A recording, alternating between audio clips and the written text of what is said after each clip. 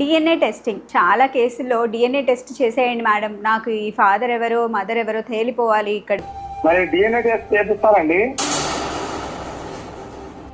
అసలు ఈ DNA testing ఎంతవరకు correct? So Lydia Fairchild and Jamie వీళ్ళిద్దరూ girlfriend and boyfriend అనమాట. వీళ్ళిద్దరికి 2 పిల్లలు ఉంటారు. అండ్ ఆవిడ 3వ ప్రెగ్నెన్సీతో ఉన్నప్పుడు వాళ్ళిద్దరు స్ప్లిట్ అప్ అయిపోవాలి, విడిపోవాలని అనుకుంటారు. లిడియా ఆ పోస్ట్ అపీల్ చేసుకుంది. US లో జరిగిందనమాట ఇది. అండ్ వాళ్ళు డిఎన్ఏ టెస్ట్లు అనేది చేశారనమాట. రిజల్ట్స్ వచ్చిన తర్వాత ఇందులో ఫాదర్ అయితే ఖచ్చితంగా జేమీ అని వచ్చింది, కానీ మదర్ మాత్రం లిడియా కాదని వచ్చిందంట. అదేంటి అలా ఎలా పాసిబుల్ అని ఆవిడ్ని కస్టడీలోకి తీసుకున్నారు విత్ పిల్లలు. సో దాని తర్వాత ఆవిడ ఎలాగో ప్రెగ్నెన్సీతో ఉంది కాబట్టి 3rd బేబీ డిఎన్ఏ టెస్ట్ చేయండి, దాని గురించి ఒక డీటెయిల్ డిస్క్రిప్షన్ ఇస్తూ కోర్టుకి సబ్మిట్ చేయమని ఆఫీసర్ కి ఆర్డర్ చేశారు. డెలివరీ అయిన తర్వాత 3rd బేబీకి కూడా డిఎన్ఏ టెస్ట్ చేశారు. చేసిన తర్వాత మళ్ళీ సేమ్ షాక్. ఫాదర్ అయితే జేమీనే, 9 నెలలు మోసిన మదర్ లిడియా మాత్రం ఆవిడ డిఎన్ఏ కాదు అని వస్తుంది. ఇదేంటి, ఇది ఎలా పాసిబుల్ అని అందరూ ఒక 10-20 మంది డాక్టర్స్ ని సైంటిస్ట్ ని అందరినీ పిలిపించారు. అప్పుడు వాళ్ళు చెప్పింది ఏంటంటే కైమెరిజం అనేది ఒకటి ఉంది.